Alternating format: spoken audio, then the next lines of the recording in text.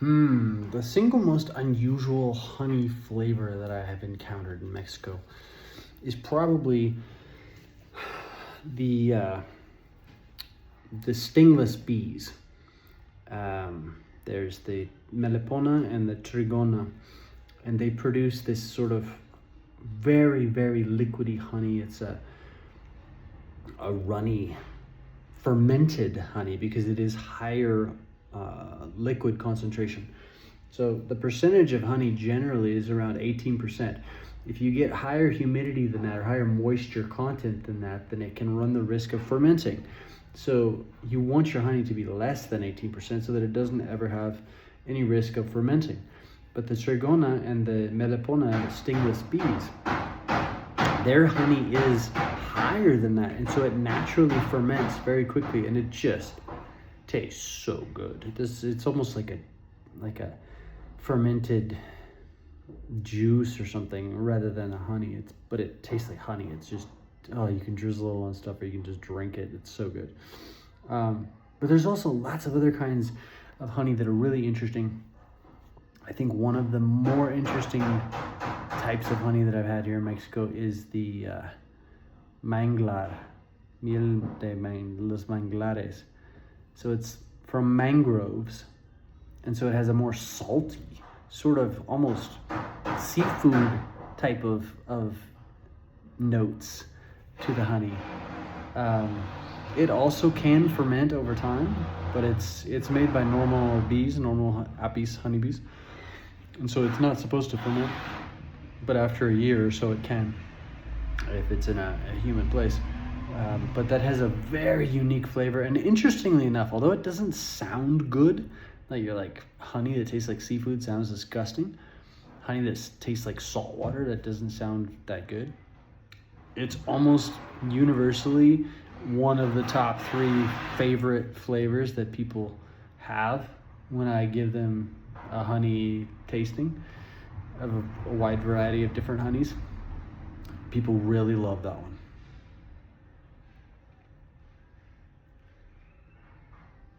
A honey tasting with mangrove honey is fascinating. When you host these tastings, how do you guide people to experience those salty mangrove notes without them being put off by the idea of seafood? Well, when we do honey tastings, we don't tell anybody what they are at first. You can see the beautiful colors, but you don't know what you're tasting. You just taste it, and then people try and guess what tree it comes from, what the flavor is, whatever. And we mark it down, and then then we go through flavor by flavor and explain what it is. And people are usually really fascinated with doing it that way. What is the most common guess people make when they taste that mangrove honey blindly before you reveal what it is? I would have to go look at the notes. There's not really a common guess. You get some people that are able to tell the saltiness, but in general, it's kind of all over the board. People are guessing like cactus flowers or sometimes desert things, especially if they know anything about where some of the honeys come from. It's not a consistent guess because it's such a unique flavor that most people have never had. I mean, in the US or Canada or Europe or whatever, it's like you get a lot of clover honey, a lot of wildflower honey. And so that's why you have pretty decent consistency in those regions. And then, from Australia, New Zealand, you got Manuka and Leatherwood, and that's also consistency.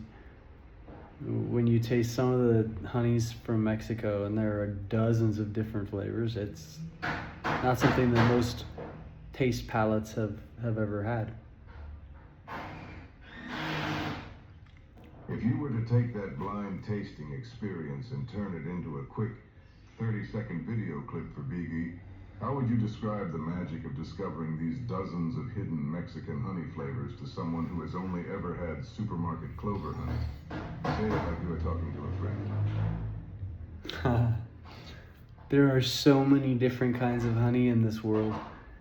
And unfortunately, supermarkets in order to sell, have made everything just very homogeneous, very consistent, very the same, because variety is hit or miss, and not everyone loves the same interesting, unique flavors, but there are so many different flavors. I mean, there's honey that tastes like coffee, there's honey that tastes like citrus fruits, there's honey that tastes like lychee, there's honey that tastes like chocolate, there's honey that tastes like salt water and seafood, and it's delicious. That's the mangrove honey. There's honey that's runny, there's honey that's fermented, there's honey that's thick and buttery and creamy. There's honey of all different colors, from white to very, very, very dark. Like avocado honey is very dark. And it's just this fascinating world that very few people know anything about. And that's just looking at the honeys that are here in Mexico. If you go to other places around the world that are much lesser known, from Algeria across to Tunisia and Yemen, Oman, you have the cedar honey, you have cave honey, this honey that's thick and tastes like melted caramel glass that just is so delicious, almost molasses. So it's very unfortunate. It's a sign of our world and our society that things in supermarkets are so consistent but so boring.